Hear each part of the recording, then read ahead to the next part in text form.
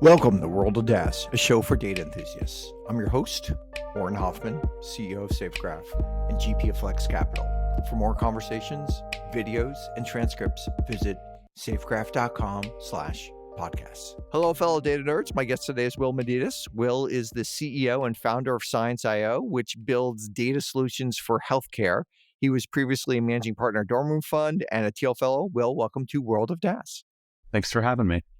Now, you said that technology hasn't improved our lives as much as it should. What do you think specifically has failed us, and what could we be doing better?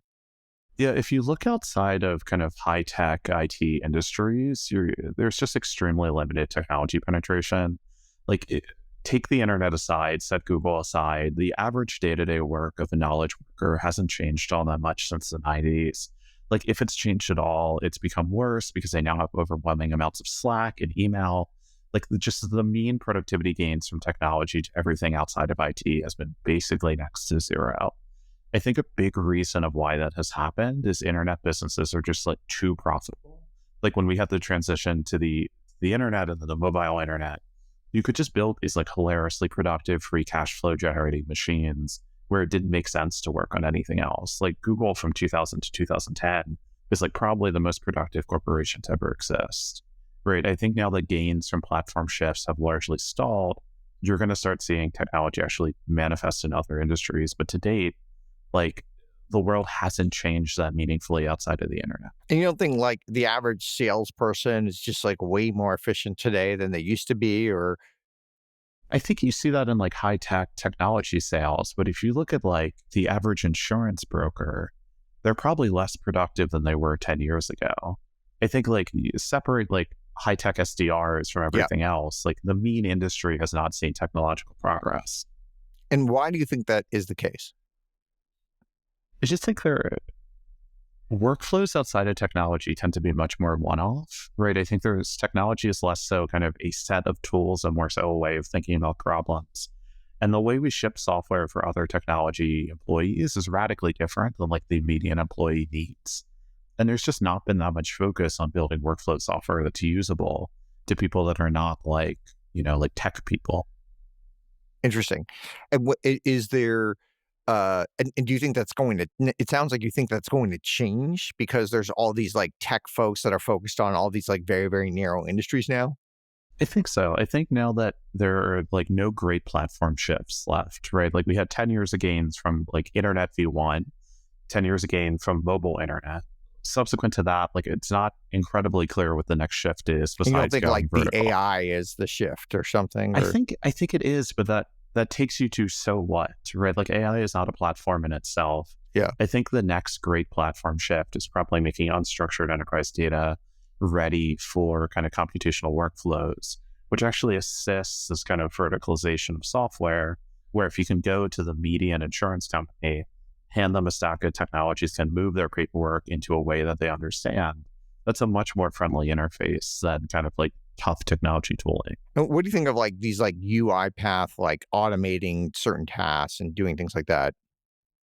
I mean, RPA to date has been remarkably fragile because they're kind of dumb tools, right? You have to build workflows, and if the UI adjusts, the tool does not work. If you imagine, because they're essentially scrapers and stuff. They're scrapers, and there's bad workflow tooling on top. If you look at something like Adept, where you actually have an intelligent agent operating a machine, that kind of stuff feels like it actually is going to push a productivity gain forward, rather than just fragile scraping. The problem is you shouldn't. If there is friction to creating a workflow, right, meaning you can't just screen record yourself doing something and the agent follows it, enterprise adoption is just going to be zero. It's impossible to justify the cost of building decision trees for every workflow. I find even scheduling is really hard to do with a machine. Even a human sometimes has trouble with it, but a machine just has real trouble with it. Yeah, I think technological impact on tasks is very U-shaped, where very dumb tasks are very easy to automate and very high-end tasks are very easy to automate. But this messy middle of tasks that are a thorn in your side but are not mission critical, have just resisted technology progress for a long amount of time. Now, if you look at if you think on the government side, when you look at things Hoover Dam or Manhattan Project or even space race in the 60s, like the government was really driving innovation. Do you think that's just something of the past, or do you think government can actually foster innovation again? I think the death of like the US regulatory state has been dramatically overstated.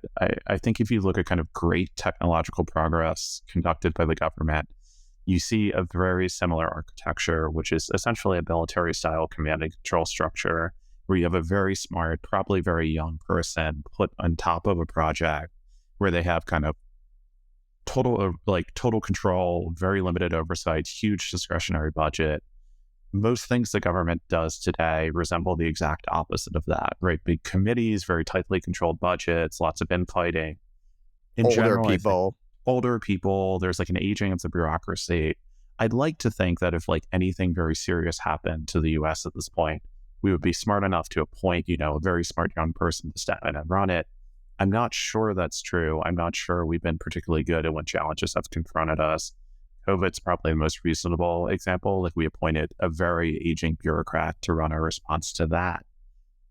I don't know. I think the playbook's really clear. Like we know why the Manhattan Project worked. It's just a question of can we actually do it again? And is there, do you think it's just if there's a massive crisis, maybe we can do it, but otherwise we're stuck? Or That was kind of my view before COVID. I think everyone's view was there was not kind of a great state challenge to the US since the end of the Cold War, right? That we were essentially, the world was like meaningfully unipolar. There was no great challenger. The US could kind of rest on its laurels and become like a state bureaucracy. COVID was the first thing that changed that. And our response to that, I think, makes it pretty clear that we like might not be as responsive to deploying these playbooks when we need to. what do you think we could have done differently in COVID's case? I think you could imagine an Anthony Fauci like character that was given kind of 10x the remit and was allowed to operate independently earlier, right? I think the problem with Fauci was largely these kind of half solutions deployed slowly. And then this continued rollback of when those half solutions fail, having to run a PR operation to cover for them. I think if you imagine much more decisive action early, where those decisions are allowed to remain, where you can make like a radical decision and stick with it, rather than half steps and rollbacks, you can imagine a radically different COVID response. One of the problems is, though, like someone who is going to be radically different is probably not going to be part of the bureaucracy. And then you're likely not going to appoint somebody who's not part of the bureaucracy unless it gets like, unless there's like, it gets super bad. It seems unlikely you're going to bring like a complete outsider in. Yeah, I'm still not sure how you fix this, because if you look kind of contemporary to the Manhattan Project, the government was as bureaucratic and as dysfunctional as it was today, if not more.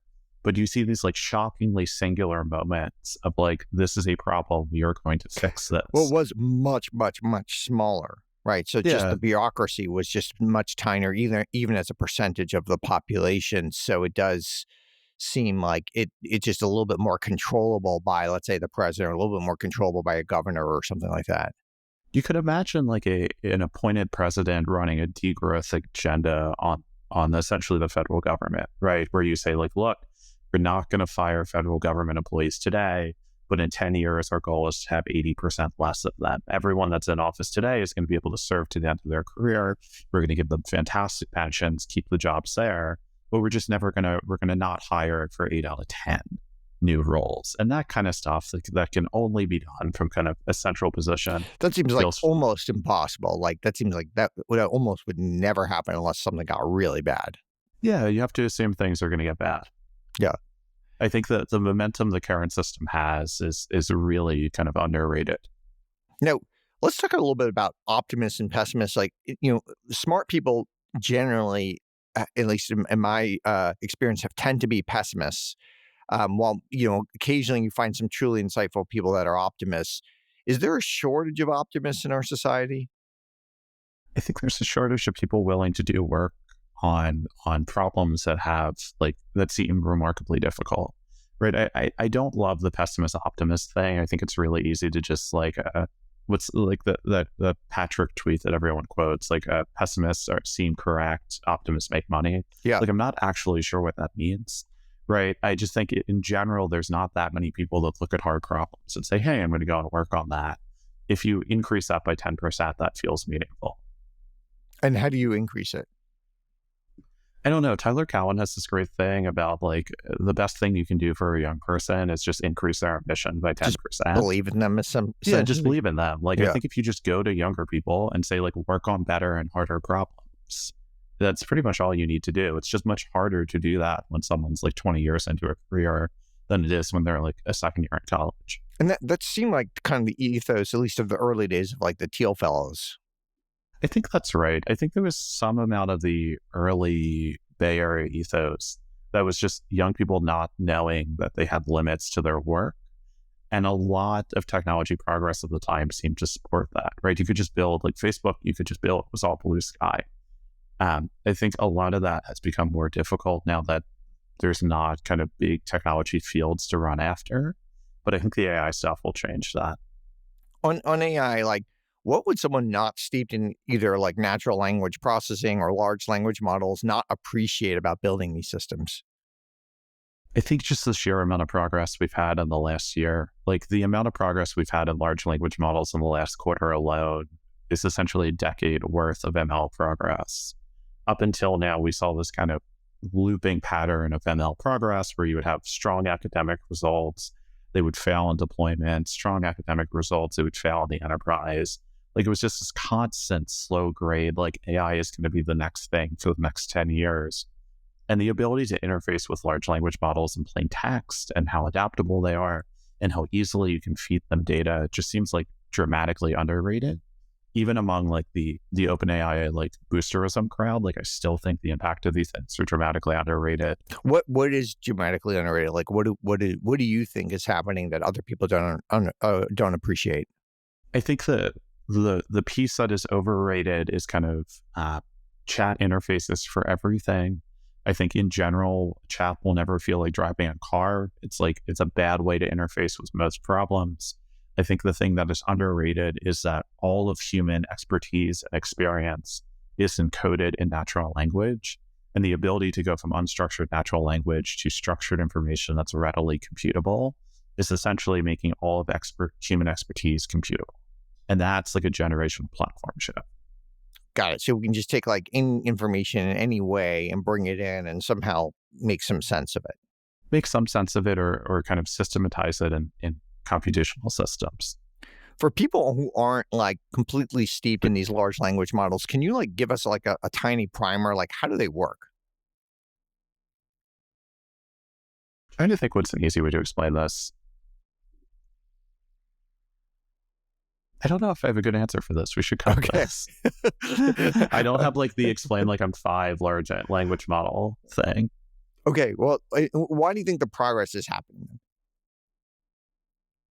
I think like true scale optimization has never been tried. I think transformers are a very interesting technique because unlike any other machine learning system, you don't need huge amounts of labeled data to be able to bootstrap learning, right? You can essentially start with huge amounts of unstructured text and self-learn on that.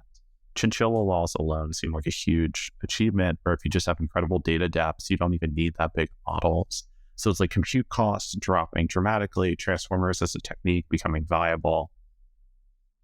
And how much credit do you give to like OpenAI?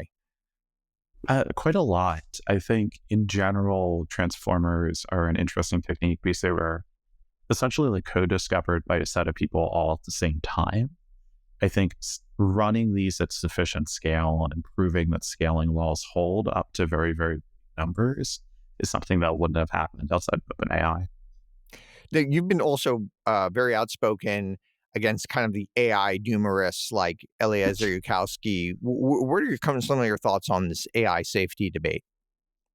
If I had a technology that I was convinced was incredibly powerful and would make kind of billions of dollars in software licenses, the thing that you would want to do is enforce a regulatory monopoly around that, right? You would go to regulators and you would say, hey, this technology I've invented is incredibly dangerous. It's so dangerous, in fact, that no one else should have access to it.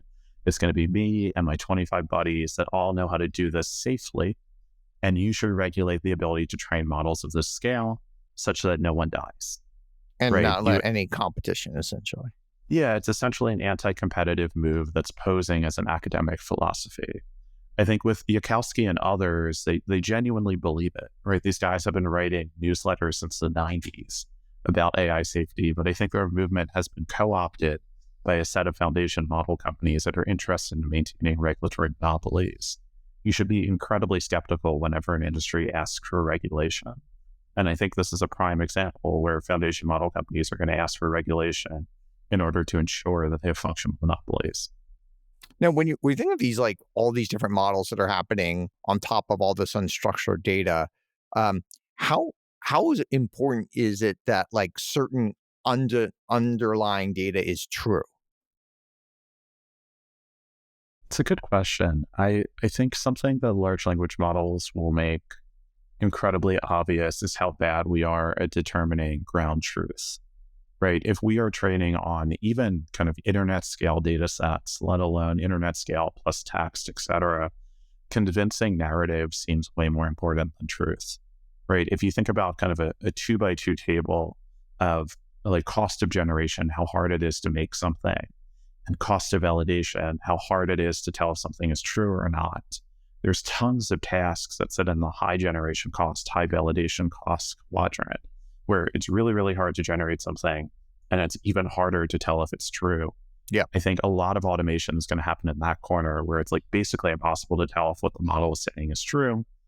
Lots of stuff will also happen in the high generation cost, low validation camp. That's where I think there's really good applications for large language models. But I think we'll see kind of an increase in narrative focus, decrease in kind of capital T truth. Walk us through like why does like a large language model like a chat GPT, like why does it constantly essentially make things up? I recently asked chat GPT for who are the famous alumni of my kids grade school that they go to, and it gave me all these like really cool famous people. I was like, wow, that's pretty impressive. And then I checked it up, none of the people that they listed actually went to the school.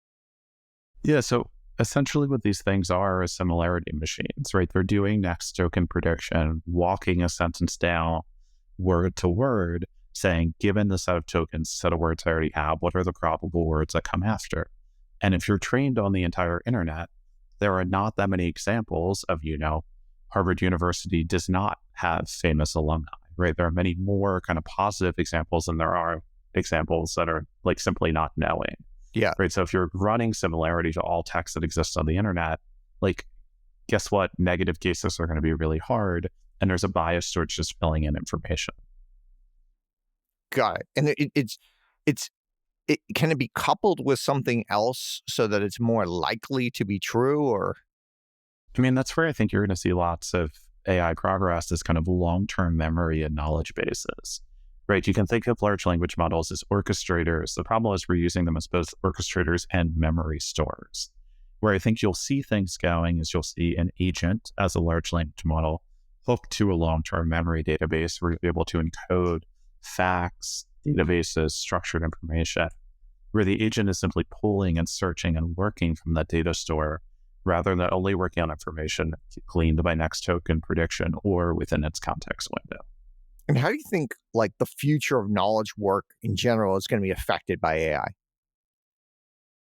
I think you will see radically better tooling for most jobs. I think in general, many jobs have suffered from bad workflow software just because the workflows have been so irrelevant that there's not kind of sufficiently large markets to generate good tooling for. If you can take PDF instructions or, an Atlassian page that tells you how to do your job and systematize that with one click using a large language model agent that's able to learn that workflow, you're going to see huge amounts of automation, kind of rote data tooling. What I think you'll see more importance in is like taste and judgment. Like a lot of what knowledge workers are doing is discernment, and models are still very bad at that.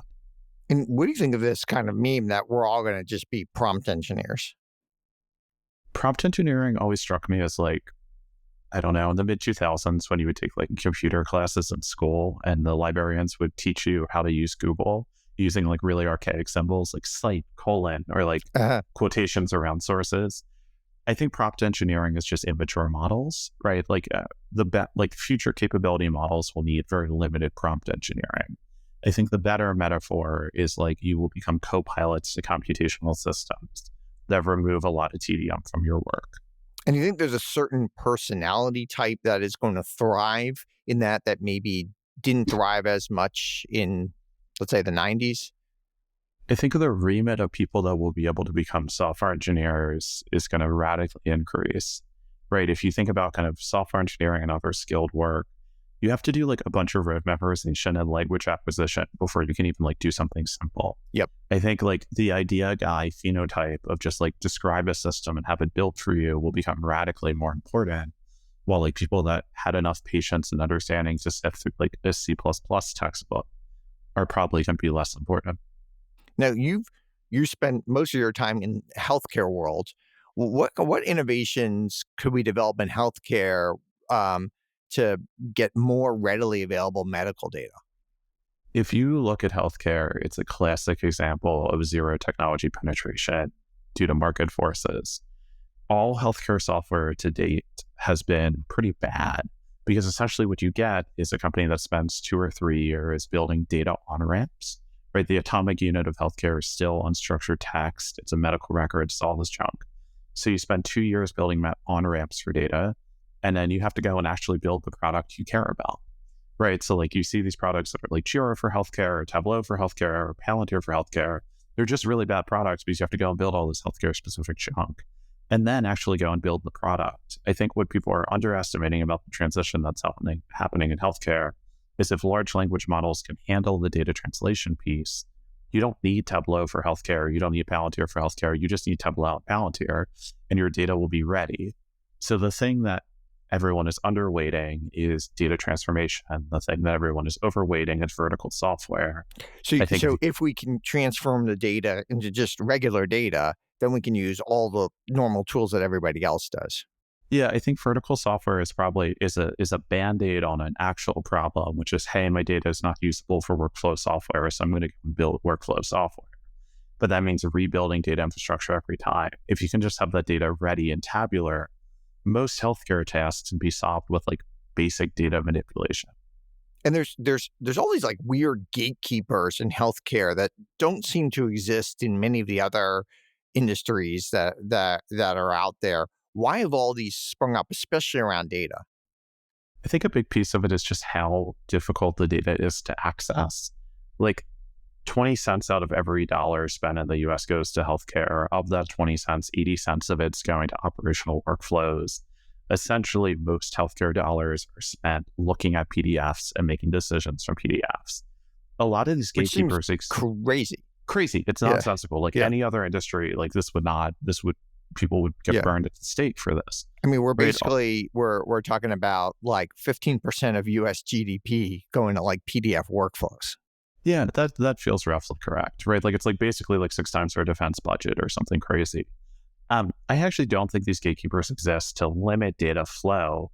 They exist to ensure quality around the weird BPO workflows we do in Yep. PDFs, right? If your entire job is making decisions on PDFs, you actually have to strictly regulate how that's done, who can access that data, what kind of humans you can put behind it to not hurt patients. It's not a data sharing problem. It's just if we've decided that 20% of our system are just going to burn on administrative workflows, that's kind of the system you want.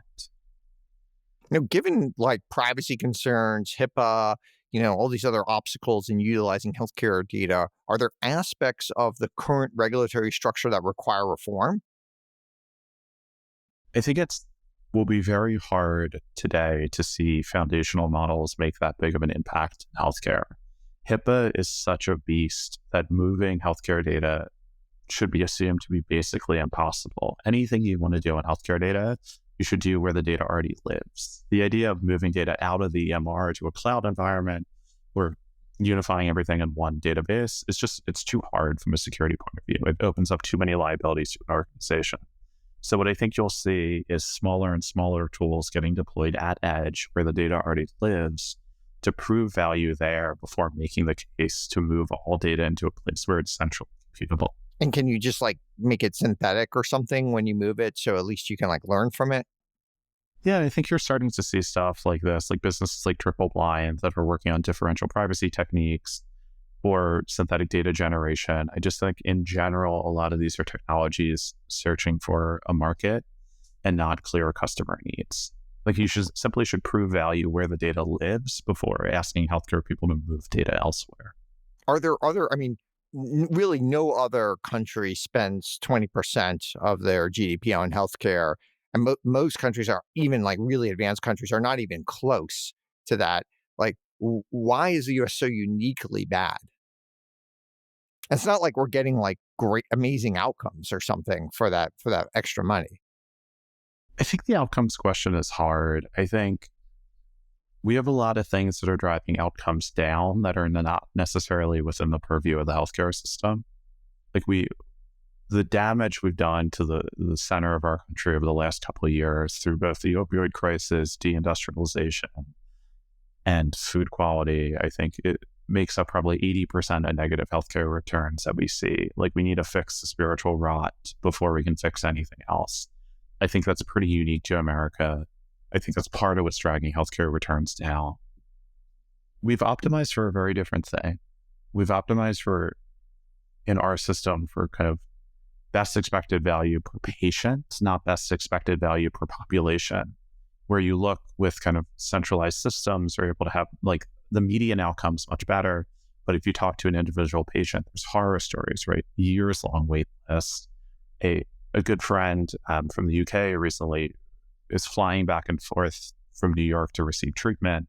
Like it's just crazy from a per patient level, but at a population level, they're quite functional. And is there some sort of like solution if you were, if you're the dictator or something like that, is there some sort of solution that we could implement that is maybe reasonable, that we could actually get done to make it better? I think if you want to make the US healthcare system better, you first have to fix the administrative problem, right? Get rid of the 80% of the spend that's back office, admin, et cetera. That allows you to put much more money into direct care. Second to that, you probably need to then start jobs programs to rebuild the center of this country. You're going to get way more economic returns by doing that than investing in any kind of marginal healthcare innovation. What would be an example of like a good jobs program center of the country?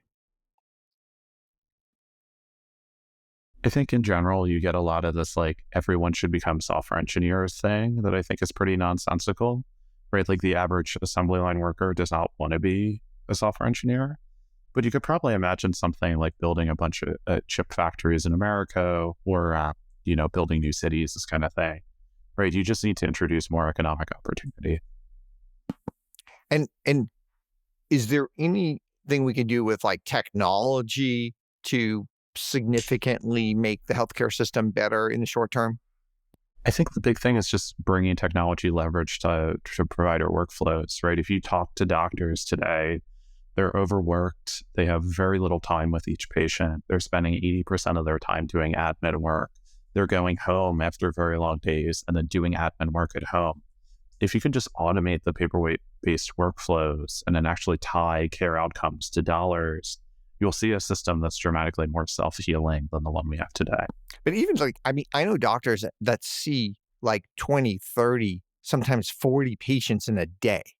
I mean, that is just insane. If you start to just, even if they're working 10, 12 hours a day, they're giving a patient 15 minutes max or something. Yeah, I'd say 15 is like an optimistic case. I think the national average is like 6.5 minutes per patient. Yeah, I mean, what is that? Like, I don't even understand, I don't even understand, and that's not necessarily like it doesn't like, even if you reduce their paperwork, it still seems like they're going to have that kind of load, right? Yeah, I think we need to open up the window of what care looks like.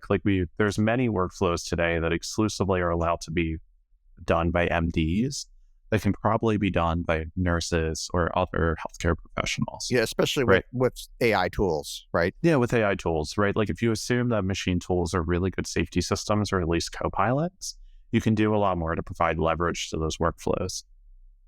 Got it.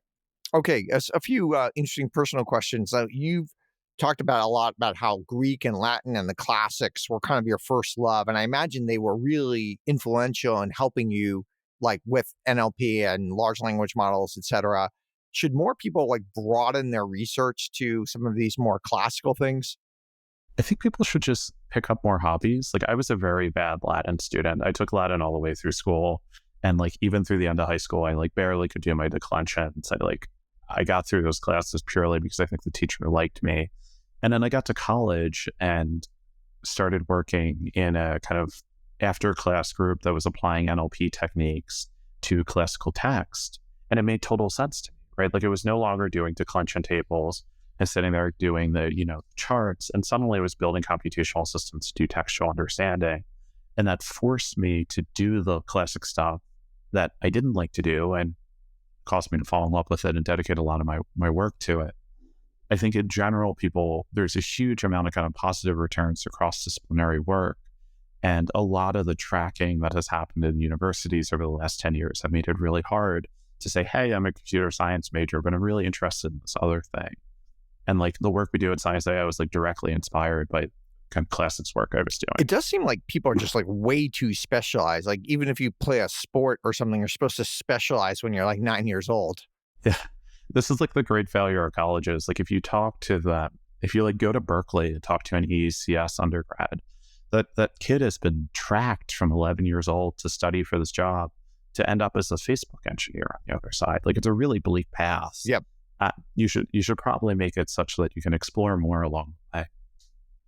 And how do we change that about society? It does seem like the upper middle class kid is like super crazily tracked. I think a lot of the stuff is self-healing. Like universities are doing a good job destroying themselves. I don't think you need to accelerate that. Yeah. I think alternative paths are becoming more and more obvious. I think a lot of the fake jobs inside of technology are going to go away over the next couple of years. You're no longer going to be able to go from like a good Bay Area prep school to Berkeley to Google, from Google to a $500K a year APM salary. Like these things are just not going to happen more as these industries mature. And I think you'll see kind of increased focus on, well-rounded people as the median income of a software engineer drops probably 50, 60, 70% in the next couple of years. Now, you've talked a lot about this kind of like curse of preference falsification that's happening in America right now. What do you think the overall cause of it is?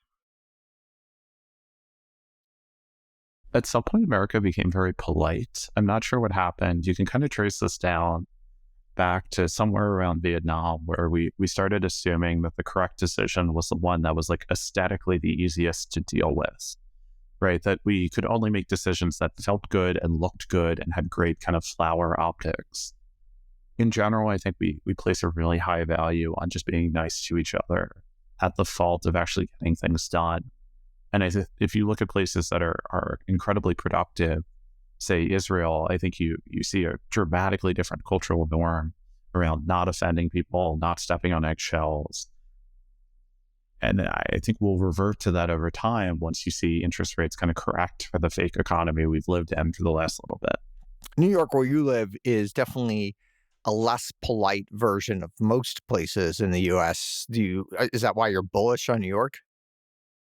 I think it's part of it. I spent many years in Boston before this, and Boston is like a European city, right? Like nothing ever gets done there. You grow old very slowly. It's very beautiful, but all the jobs are not really real.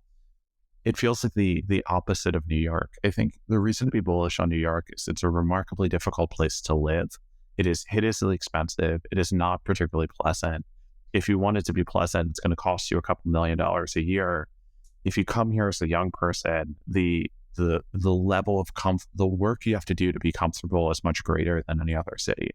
In Boston, you can live it's like France. You can live like a king for like $90K a year. In New York, $90K barely gets you a studio. Yeah. I think there's a reason to think that this will make you kind of like do more work or strive harder. Now, you've a few times on Twitter, I've seen you talk about how demons exist. Why do you believe demons exist? And what does that mean? Yeah, mostly a metaphor. I'm not sure how real demons are in practice, although I think probably quite real. The world makes a lot more sense when you're willing to accept that magic is real. I don't believe in kind of a secular understanding of the world, I think science is largely a bad way to ascribe meaning to your life. If you're able to look at the parts of yourself that you don't like or are destructive to you and view them as things that are outside of yourself, that are literally demonic, these are things that are cursing you to act poorly, to cause harm to others, and then sever them from yourself, it's much easier to be like a good person. You can simply say, like, this part of me that's bad is not me. I can just get rid of it. And I think if you start There's believing like in a force acting upon me that I just have to get rid of or take a scalpel and remove or something. remove Yeah. rather than viewing it as a core part of yourself. And I think if you view the world where there are outside forces that are acting on you that are not physical, it's much easier to be happier and have meaning. Like the functional benefit of religion broadly is it just limits the amount of questions you have to ask. And if you're able to believe very strongly that angels are real, demons are real, God is real, and it's influencing you day to day, it's really easy to live a much more practical life. And do you think like this change in religion is why so many people are less happy today because they feel like they kind of assume everything about them is them? Yeah, I think secularization has been horrible for everyone, right? It's hard to imagine more people that are lost. There are obviously very bad things about organized religion that has been overly documented over the last, century. The problem is by destroying it, we've also thrown the baby out with the bathwater, right? The ability to understand where you are in life, a community that's there for you, kind of checkpoints to make sure you're moving along well. Like the secular 30-something crowd in New York, it's the most miserable group of people you've ever met. Well, I've never met someone that isn't incredibly religious. Like everyone is religious. If they're not religious in a traditional sense, they have some other religion that they've picked up that they believe in fervently, that they're often evangelical about, that that maybe is not something they can prove or something. And maybe that's the issue, is that they're religious without knowing that they're religious. Yeah, that's the probably overquoted David Foster Wallace thing, right? Of like, there are no atheists. I just think in general, there's a set of religious beliefs that are broadly useful to you living a happy and fulfilled life. And then there's everything else. And for your own sanity, you should pick one of the ones that leads to good outcomes and not pick the ones that lead to you being miserable, single, kind of alienated from your society and community. It does seem like today, like one of the religions that people pick is like a political tribe or something. It's both tribal and religious kind of at the same time. And that doesn't seem generally those people who are super into those tribes don't exactly seem very happy to me. Yeah, I think the importance of being happy is underrated. You should simply pick the thing that makes you happy and gives your life meaning and go for it. You don't need to find proof of it or be overly analytical about it. You don't have to believe in these things for the benefits to be real. All right, last question we ask all of our guests. What conventional wisdom or advice do you think is generally bad advice? I think in general, a lot of the tech crowd loves to tell young people to work on big world scale problems as their first thing. I think that's generically very bad advice. If you look at the people who are working on incredible problems today, they tend to start with very boring enterprise problems. Like Zip2 or something. Zip2 or recruiting solutions, and then earn the right to work on big businesses. I think we see among founders today kind of an over-selection for huge intractable problems, and not enough just like, I'm going to build a boring enterprise business until it nets me $100 million, and then I'm going to go and work on the things I actually care about. Interesting. So much more of like a practical advice in a way. Yeah, I think in general, it's just people are spending too much time working on your first job out of college should not be founding a company to work on gene editing. It's just too hard. You're just going to waste too much of your productive years. Work on a very boring problem, get enough economic security to take a big swing. You'll probably work out better on the long horizon. Sometimes when people work on these hard problems, they're actually not really working on the hard problem, but they get a lot of credibility from telling people, and they get invited to a lot of cool conferences. And usually the problem is around like education or, environment, cleaning the environment or something like that. Yeah, this is the funny part of tech is the further you go away from kind of enterprise software, the harder it is to measure progress. And the easier it is to falsify your own belief that it's working and falsify the beliefs of others that it's working. Like, are you flying? Are you falling? Those two things look the same in deep tech. Yeah. And it's all narrative. So I think you will never get better if the progress of the thing you're working on is impossible to measure. And you're just kind of stuck, gesturing at the void, hoping that it finally works and just raising money and money and money and doing speaker series. The thing that matters, and the reason B2B software is a great place to learn, is there's a scoreboard. Like, it's really, really easy to see how you're performing at the end of the day. And it's actually like really hard. Yeah, it's really, really hard, but it's a stamina game, not an ability game. Yeah. And I think learning the stamina before you learn the ability is important. It's running that marathon over and over Yeah, again. enterprise sales is just grinding. Like it's like literally the same task over and over and over.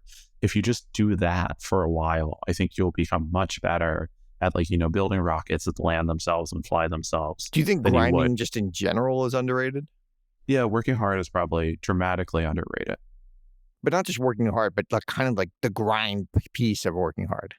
Yeah, I think this is part of the reason why you see Mormons do so well in enterprise sales is if you're stuck selling religion for 2 years, going door to door to door, being rejected, that's a skill set that's way more valuable than the equivalent. Yeah.